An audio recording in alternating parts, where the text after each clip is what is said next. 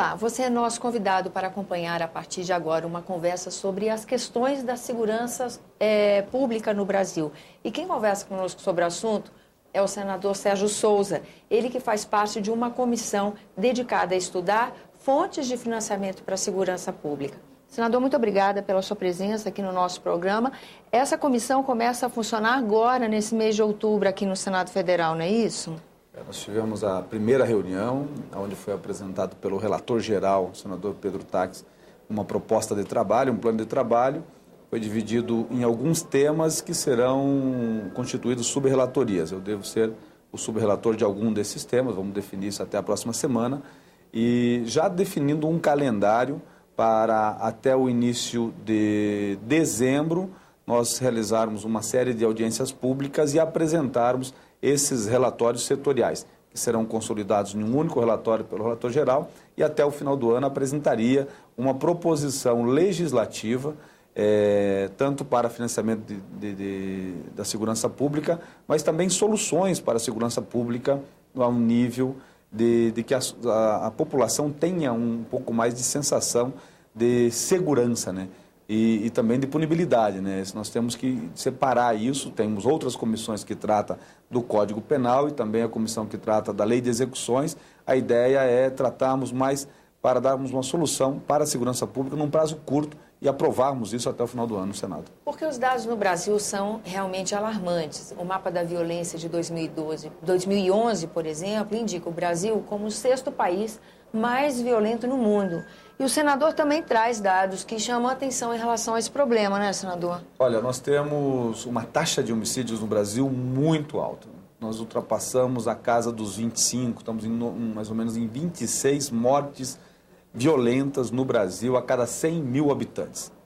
No Paraná, por exemplo, nós temos em Curitiba, que é uma cidade de pouco mais de 1.800.000 habitantes. E modelo em muitos serviços públicos, né? Muito, é referência, inclusive, internacional em muitos pontos. E no Brasil é tido como uma das capitais mais organizadas. Mas quando se fala em segurança pública, nós temos mais de 600 assassinatos ano em Curitiba. Teve agora, no ano de 2012, 2011, 685 assassinatos, enquanto que tem 1.800.000 habitantes, enquanto que na França teve uma taxa de 665 e tem 75 milhões de habitantes. E o que é curioso também, Tânia, é que a taxa de resolução desses homicídios em Curitiba, no Paraná, não chega a 20%, enquanto que na França chega a 80%. O inverso. Perfeito. E por isso que a taxa é tão baixa, porque há essa sensação de impunibilidade. Eu diria que o crime no Brasil compensa. Porque você imagina, né?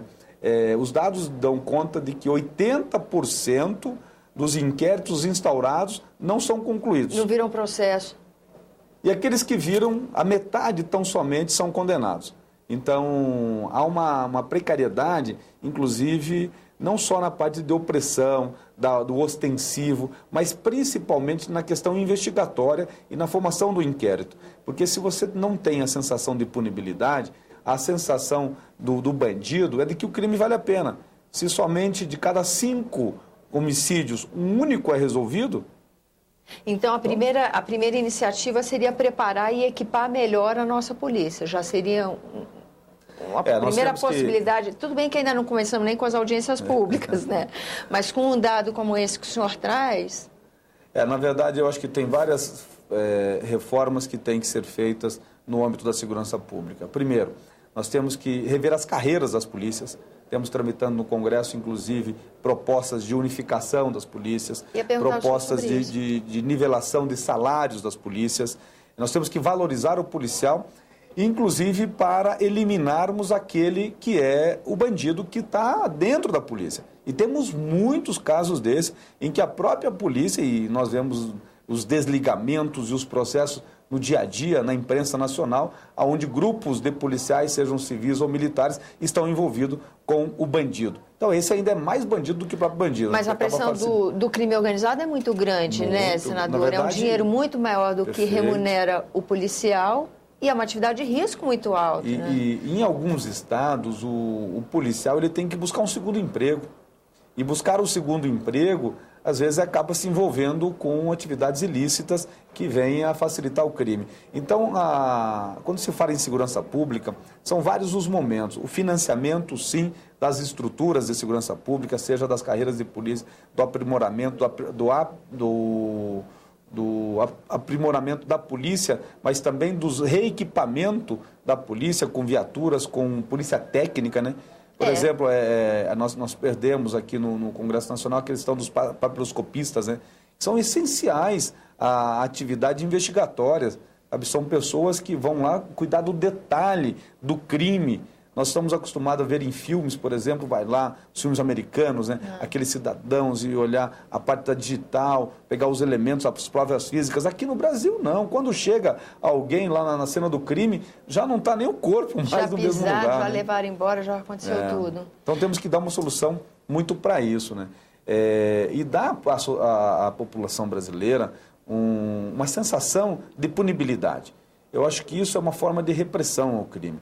Você vai diminuir e aí você tem outras consequências positivas, que é na diminuição, se você diminuir o número de homicídios, diminuir o número de bandidos, precisamos menos presídios, não essa correria que nós temos hoje para aumentar o número de presídios. E aí temos que ver se a pena ressocializa ou não se ressocializa. Na minha pergunta também, essa questão do sistema carcerário brasileiro, esse vai ser o fórum, vai ser o ambiente de se rever esse sistema carcerário? Não, nós temos uma comissão de juristas, e são 3 temas específicos que estamos tratando no âmbito do Senado. A reforma do Código Penal, uma comissão de senadores, inclusive eu faço parte dessa comissão, tem uma comissão de juristas que trata da reforma da lei de execuções penais.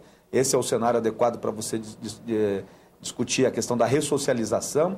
E aqui a reforma da estrutura da segurança pública, principalmente do financiamento da segurança pública, e buscarmos os meios para que a segurança pública seja eficiente ao necessário para dar uma solução de chegar a um inquérito ao final do seu termo. Chegar e aí sim passar na fase de processamento na justiça, perante a justiça, da condenação e na execução. Agora, a execução, ela tem que ressocializar, né? Porque hoje um preso, ele vai para um presídio ou para uma cadeia comum, ele sai de lá mais bandido do que entrou.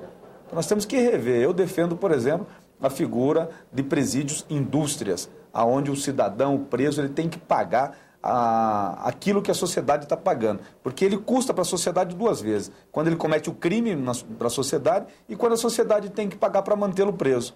Então ele tem que devolver alguma coisa para a sociedade. Inclusive, a sociedade às vezes tem que sustentar a família do preso. Então esses são temas que nós podemos ver, sim, na questão da reforma da lei de execuções, mas podemos tratar com toda tranquilidade no que diz respeito à segurança pública. Porque você prende, solta ou traz um bandido muito mais periculoso depois que ele sai do presídio do que entrou. Então podemos tratar. Essa é uma questão de segurança pública. Outra questão que também é tema constante de debate aqui na casa é a questão do tratamento que se dá ao menor infrator, né? Porque muita gente aponta essa sensação de impunidade também com relação ao menor, à atuação do menor. Olha, Tânia, este é um problema que nós temos que resolver. A Comissão de Constituição e Justiça determinou o agrupamento de projetos dessa natureza. Eu tenho uma sugestão, que é que o menor de 18 anos ele tem um aumento de pena, mas não diminuímos a pena dele.